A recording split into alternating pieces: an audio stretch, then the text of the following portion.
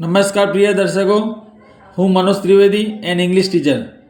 તો આજના આ વિડીયોમાં હું તમને બેઝિક વર્બ, જે મૂળભૂત ક્રિયાપદો કહેવાય, ઇંગ્લિશ સબ્જેક્ટમાં સ્ટાન્ડર્ડ 6-7, જેની અંદર આપણે બેઝિક વર્બ આપતા હોય છે. મોટાભાગના સ્ટુડન્ટ જેમને ટેન્સ નથી આવડતા, તો ટેન્સ કેવી રીતે શીખવા અને કેવી રીતે પ્રેઝન્ટ ટેન્સ, પાસ્ટ ટેન્સ એટલે વર્તમાન કાળ અને ભૂતકાળ ઓળખવો, એના વિશે આપણે ભણીશું. જો તમે ફર્સ્ટ ટાઈમ આ વિડીયો જુઓ છો તો ચેનલ સબસ્ક્રાઈબ કરો. જો તમને વિડીયો પસંદ આવે, શેર કરો, લાઈક કરો, જેના આધારે તમને ભવિષ્યમાં જે કંઈ વિડીયો બનશે એને તરત તમને અપલોડ થશે. અને વિડીયો જેવી જ હું મારી ઉન્નતિ કોચિંગ નામની ચેનલ પર મૂકીશ, અપલોડ કરીશ, તરત તમને નોટિફિકેશન મળશે. તો અહીંયા મેં તમને લખ્યું છે, તમે જોઈ શકો છો, બેઝિક વર્બ એટલે મૂળભૂત ક્રિયાપદો વિથ ટેન્સ શોઈંગ વર્ડ્સ, મતલબ કાળ બતાવતા શબ્દો સાથે મૂળભૂત ક્રિયાપદો.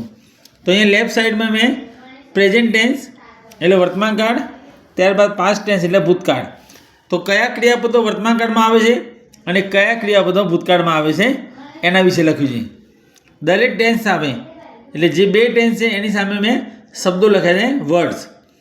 જેમ કે પ્રેઝન્ટ ટેન્સ છે, એની સામે જે વર્ડ લખ્યા છે મેં એ શબ્દો વર્તમાનકાળ બતાવે છે. જ્યારે પાસ્ટ ટેન્સ એટલે ભૂતકાળ, એની સામે જે વર્ડ લખ્યા છે એ પાસ્ટ ટેન્સ એટલે ભૂતકાળ બતાવે છે. મતલબ પ્રિય દર્શકો, જે સ્ટુડન્ટ સ્ટાન્ડર્ડ 6-7-8માં ભણે છે અને ટેન્સ ઓળખતા નથી આવડતું, તો આ વર્ડ્સ યાદ રાખશે, ડેફિનેટલી એને તરત ટેન્સ આવડશે. પ્લસ વર્ડ્સ યાદ રાખવાથી તમને ખ્યાલ આવે કે આ જે ક્રિયાપદો છે એ વર્તમાન કાળમાં આવે અને એ ક્રિયાપદોના ભૂતકાળ કયા કયા રૂપો બને છે એ મેં નીચે લખ્યું છે. તો આવા ઘણા બધા ક્રિયાપદો છે. દરેક ક્રિયાપદોના વિડીયો નેક્સ્ટ ટાઈમ બનશે. તો અહીંયા આપણે પ્રેઝન્ટ ટેન્સ એટલે વર્તમાન કાળ. તો પ્રેઝન્ટ ટેન્સમાં મેં નંબર 1 આપ્યો છે પ્રેઝન્ટ ટેન્સ. એની અંદર એમ ઇઝ આર, જેમ કે આઈ સાથે એમ, he is, she is, it is, મતલબ ત્રીજો પુરુષ એકવચન હી, સી, ઇટ. જ્યારે કરતા હી, સી, ઇટ. જે પ્રાણી પુરુષ માટે હી, સ્ત્રી માટે સી અને પ્રાણી પક્ષી વસ્તુ માટે ઇટ વપરાય છે, એની સાથે ઇઝ આવે છે. ત્યારબાદ are, we are, you are અને ધે આર. તો આમ ગુજરાતી કરીએ તો આઈ એમ એટલે હું છું અને ઇઝ અને આર એટલે છે, છીએ. ત્યારબાદ ગો અને ગોઝ. તો જ્યારે સેન્ટેન્સમાં ગોઝ આપે છે જેનો મતલબ જાય છે, જેમ કે આઈ ગો ટુ સ્કૂલ, હું સ્કૂલ જાઉં છું.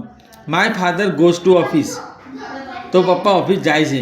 Mother goes to market to buy vegetables, મતલબ મમ્મી બજારે શાકભાજી ખરીદવા જાય છે. તો અહીંયા ગો અથવા ગોઝ હોય તો એને પ્રેઝન્ટ ટેન્સ એટલે વર્તમાન કાળમાં સમજવું. ટીચ એટલે ભણાવે છે, જેમ કે I teach English and SS, હું અંગ્રેજી અને એસએસ બનાવું છું.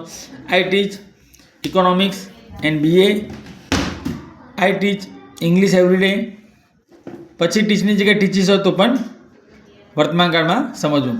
કેચ હોય અથવા કેચીસ, પોલીસમેન કેચીસ આ થીફ, પોલીસવાળો ચોરને પકડે છે, તો અહીંયા કેચીસ છે.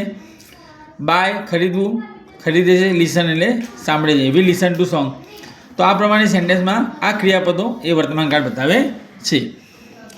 બીજું, ક્રિયાપદો યાદ રાખવા સાથે જે વર્તમાન કાળ વાક્યમાં આ શબ્દો આપેલા હોય, મતલબ જે વાક્યમાં આ શબ્દો આપેલા હોય એ વર્તમાન કાળ બતાવે છે, તરત તમને ખ્યાલ આવશે. જેમ કે ડેઇલી આપેલું હોય, દરરોજ, હવે, ઓલવેઝ હંમેશા, એવરીડે રોજ, દરરોજ, નાવ અત્યારે, at this time, at the moment આ જ પલમાં એટલે અત્યારે, આ ક્ષણે, ધીસ ટાઈમ એટલે અત્યારે. તો આ શબ્દો પ્રેઝન્ટ ટેન્સ બતાવે છે. હવે આપણે પાસ્ટ ટેન્સ એટલે ભૂતકાળ.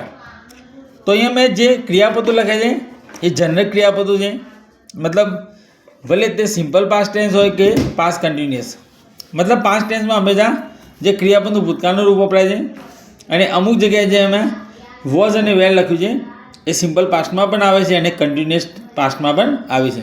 જેમ કે ઉપરના ટેન્સમાં એમ ઇઝ આર, તો એમ ઇઝ આર જે છે એ પ્રેઝન્ટ કન્ટિન્યુઅસ ટેન્સમાં પણ વપરાય છે, ચાલુ વર્તમાન કાળ. તો એની સાથે એમ ઇઝ આર સાથે ક્રિયાપદને આઈએનજી લાગે છે. તો પ્રિય દર્શકો, આ વસ્તુ યાદ રાખવી. હવે પાસ્ટ ટેન્સ એટલે ભૂતકાળ. ભૂતકાળમાં જેમ કે ગોનું ભૂતકાળ વેન્ટ એટલે ગયો ગઈ. અહીંયા જેમ એમ અને ઇઝ લખ્યું છે તો એનું ભૂતકાળ વોઝ થાય છે. જેમ કે હતો હતું હતી. I was in the temple, હું મંદિરમાં હતો. હું વાક્ય એટલા માટે બોલું છું કે તમને વાક્ય ખ્યાલ આવે કે સરે કેવી રીતે વોઝ અને વેરનો યુઝ કર્યો. જેમ કે ઉપરના વાક્યમાં મેં તમને એમિઝાર, ગો ગોઝ, ટીચ ટીચીસ, કેચીસ એના સેન્ટેન્સ બોલી સંભળાવે. ત્યારબાદ જેમ કે my uncle was angry last night, ગઈ રાત્રે મારા કાકા ગુસ્સે હતા એટલે was. He was my best friend, તે મારો પાકો દોસ્ત હતો. તો અહીંયા વોઝ એટલે હતો. એ રીતે બહુવચનમાં વેર આવે. વી યુ તે સાથે વેર આવે એ દોસ્તો યાદ રાખવું. ફરીથી બોલું છું, વી વેર, યુ વેર અને ધે વેર. જ્યારે was, I was, he was, she was અને ઇટ વોઝ એટલે એક વચન સાથે વોઝ વપરાય છે. ત્યારબાદ સીનું ભૂતકાળ સો, જોયું. જેમ કે આઈ સો અ ડ્રીમ લાસ્ટ નાઇટ, ગઈ રાત્રે મેં સપનું જોયું. પ્રિન્સિપાલ સો અવર પ્રોજેક્ટ્સ, પ્રિન્સિપાલે અમારા પ્રોજેક્ટ જોયા. ટોટ ભણાવ્યું, શીખવાડ્યું. ટીચનું ટોટ. બોટ બાયનું બોટ, ખરીદ્યું. કોટ CAUGST, કોટ એટલે પકડ્યું. જેમ કે એ પોલીસમેન કોટ એ રોબર લાસ્ટ નાઇટ, ગઈ રાત્રે પોલીસવાળાએ એક લૂંટારાને પકડ્યો. હવે ભૂતકાળમાં કયા શબ્દો દોસ્તો બતાવે છે એ શબ્દો મેં અહીંયા લખ્યા છે, યાદ રાખો. જેમ કે લાસ્ટ ડે આપ્યું હોય, ગઈકાલે, લાસ્ટ નાઇટ ગઈ રાત્રે, લાસ્ટ મોર્નિંગ, લાસ્ટ વીક ગયે અઠવાડિયે, લાસ્ટ યર ગયા વર્ષે, વન ડે એક દિવસ, યસ્ટરડે ગઈકાલે, યસ્ટરડે એટલે ગઈકાલે, વન્સ એટલે એકવાર. જેમ કે વન્સ અપોન અ ટાઈમ એક સમય, once upon a time they lived a great king in the village, એક સમયે એક મહાન રાજા રહેતો હતો ગામમાં.